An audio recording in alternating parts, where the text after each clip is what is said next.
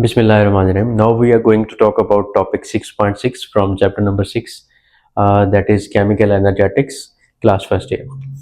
Topic का हमारा पास जो टाइटल है that is the measurement of enthalpy change of a reaction कि जब एक रिएक्शन हो रहा होता है हमने इंथॉल्पीज को डिफाइन किया इस चैप्टर के अंदर। हमने देखा कितनी पॉसिबल इंथॉल्पीज हमारे पास हो सकती हैं, लेकिन उनको मेजर किस तरह से हमने करना है उसके लिए हमारे पास इस चैप्टर में ऑलमोस्ट 2 मेथड्स मेंशन हुआ करते थे। अब एक ही है और वो एक कौन सा है, दैट इज ग्लास कैलोरीमीटर। और इसके साथ एक और मेथड होता है that is called as bomb calorimeter. वो भी जो है ना इसी कंटेंट के अंदर आता है। अगर आपको किसी लिक्विड के लिए अगर इथॉल्पी चेंज मेजर करना है, कोई रिएक्शन ऐसा है जिसमें सिर्फ लिक्विड ही इन्वॉल्व है, उसके लिए ग्लास कैलोरीमीटर इनफ है।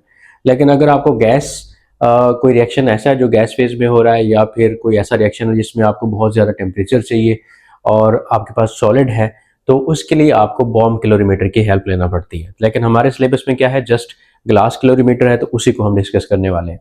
टॉपिक का जो टाइटल है that is measurement of enthalpy change of a chemical reaction कि जब आपके पास एक केमिकल रिएक्शन हो रहा होता है तो आप उसके दौरान जो इंथॉल्पी चेंज होता है उसको मेजर किस तरह से करते हो, ये हमने स्टडी करना है। तो स्टार्ट करते हैं। पहले आपको स्टार्ट में इंथॉल्पी चेंज के टॉपिक के स्टार्ट में एक डेफिनेशन दी गई है that is called as calorimeter. Calorimeter से क्या मुराद है, इसकी डेफिनेशन आपको बताई गई है और इसके अलावा इसकी जो इंस्ट्रूमेंटेशन है यानी कि इसके जो पार्ट्स हैं वो आपको बताए गए हैं, तो उसके बारे में बात कर लेते हैं। सबसे पहले what is calorimeter. Calorimeter is an instrument which is used to measure amount of heat evolved और अब्जॉर्ब्ड। ये दोनों चीजें हो सकती हैं, अमाउंट ऑफ हीट इवॉल्व्ड और absorbed during a physical change. जब भी आप कहीं कोई केमिकल रिएक्शन करवा रहे हो तो मे बी वहाँ पे फिजिकल चेंज हुआ है, जैसे आप आइस को लिक्विड वाटर में या लिक्विड वाटर को फ्रीज करके आइस में कन्वर्ट करते हैं, तो ऑब्वियसली हीट का वहाँ पे चेंज होता है। तो कोई भी इसी तरह का रिएक्शन जिसमें आप जस्ट फिजिकल चेंज को ऑब्जर्व करो, उस दौरान जो इंथॉल्पी का चेंज होगा यानी कि हीट चाहे इवॉल्व हो चाहे अब्जॉर्ब हो, उसको अगर आपको मेजर करना है उसके लिए जो इंस्ट्रूमेंट यूज किया जाता है that is called as calorimeter. और ये एक स्पेसिफिक टर्म भी यूज की जाती है कैलोरीमेट्री। ये एक ऐसी ब्रांच है केमिस्ट्री की जिसमें आप इंथॉल्पी चेंजेस को मेजर करते हो, उनको कैलकुलेट करते हो। तो एक सिंपल जो कैलोरीमीटर होता है उसके कितने पार्ट हो सकते हैं। इस सबसे पहला तो उसके अंदर एक इंसुलेटेड वेसल होती है जिसको हम इस कैलोरीमीटर के अंदर एज अ बीकर इस्तेमाल करेंगे। दूसरा स्टीरर हो सकता है चीजों को मिक्स करने के लिए, और थर्मोमीटर टेम्परेचर की मेजरमेंट के लिए। तो ये एक सिंपल जो कैलोरीमीटर है उसके 3 पार्ट्स होते हैं। अब हमें क्या करना है, एक जो एग्जाम्पल जिसको इलेबोरेट किया गया है वो है जिस ग्लास कैलोरीमीटर। हमें इसकी वर्किंग को जो है ना यहाँ पे डिस्कस करना है। ये एज अ लॉन्ग क्वेश्चन आया करता है, तो इसको उसके मुताबिक आपने डील करना है। तो जैसे ही आपको ग्लास कैलोरीमीटर पे लॉन्ग क्वेश्चन अगर आता है कि हाउ विल यू कैलकुलेट या measure the enthalpy of a reaction by using glass calorimeter, तो सबसे पहले आपको ये करना है कि स्पेसिफिक हीट कैपेसिटी जो है इसकी डेफिनेशन भी इसी हेडिंग में कवर करनी है। स्टार्ट से अगर आप चलते हैं, जैसे एग्जाम में लॉन्ग आ गया तो फिर आप क्या करोगे, पहले तो कैलोरीमीटर को डिफाइन कर दो, फिर कहो कि सिंपल कैलोरीमीटर कितने पार्ट्स होते हैं, देन आप स्पेसिफिक हीट कैपेसिटी की डेफिनेशन वहां पे लिखेंगे, क्योंकि हमने यहाँ पे वाटर की जो स्पेसिफिक हीट कैपेसिटी है उसको भी इस्तेमाल करना है। तो स्पेसिफिक हीट कैपेसिटी जिसको डिनोट किया जाता है स्मॉल सी से या सिंपल सी से, इसकी डेफिनेशन क्या है, amount of heat energy required to raise temperature of a substance of mass 1 kg through 1 kelvin और 1 डिग्री सेल्सियस। सबसे पहले आपके पास एक सब्सटेंस है जिसका मास कितना है, 1 kg है।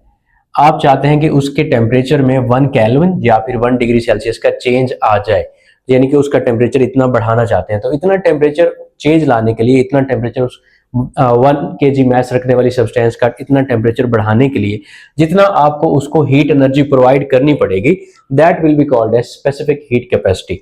मोस्टली कोई लिक्विड है, जैसे हमारे पास एक ग्लास वाटर का पड़ा हुआ है, या आप स्पेसिफिक अगर गैस की बात करें तो 1 kg यानी कि 1 लीटर हमारे पास वाटर है और हम चाहते हैं कि उसका टेम्परेचर 1 केल्विन उसमें इंक्रीज हो जाए, तो उसको हम हीट करेंगे। जितनी हीट एनर्जी अब्सॉर्ब होगी उसके अंदर, इतना टेम्परेचर चेंज लाने के लिए that will be called as specific heat capacity of that water.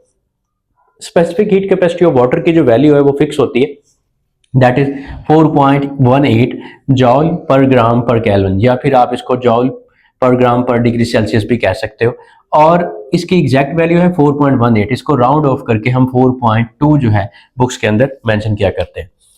हम दरअसल यहाँ पे सिर्फ specific heat capacity of water की ही क्यों बात करें, उसके लिए अभी हम देखते हैं इसकी वर्किंग, जो हमारा ग्लास क्लोरीमीटर है इसकी वर्किंग क्या है।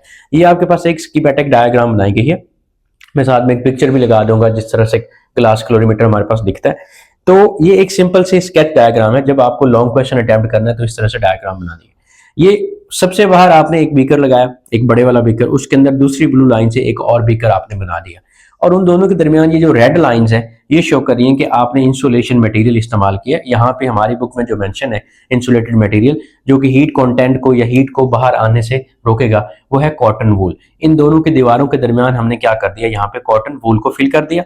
यहाँ पे ये सारी आपने कॉटन वूल यहाँ पे फिल कर दिया। आप इसको डिफरेंट कलर से या जैसे भी इसको स्केच डायग्राम को बना सकते हो। ये आपने फिल कर दिया। उसके बाद आपने क्या किया, इस सॉरी इसके अंदर एक थर्मामीटर फिट किया। थर्मामीटर का मतलब यूज जो है वो टेम्परेचर चेंज को मेजर करना है। इसके अलावा इसके अंदर एक स्टीयर ऐड होता है और इसके ऊपर इसकी एक लिड होती है, ढक्कन होता है जिससे ये बंद होता है, यानी कि ये क्लोज कंटेनर है एक तरह का। इसको हमने बंद कर दिया। स्कीमेटिक डायग्राम है इसलिए यहाँ पे ग्लास बीकर इस्तेमाल कर रहे हैं, वरना इसका एक अपना स्पेसिफिक बीकर होता है जो कि किसी मेटल का बना होता है।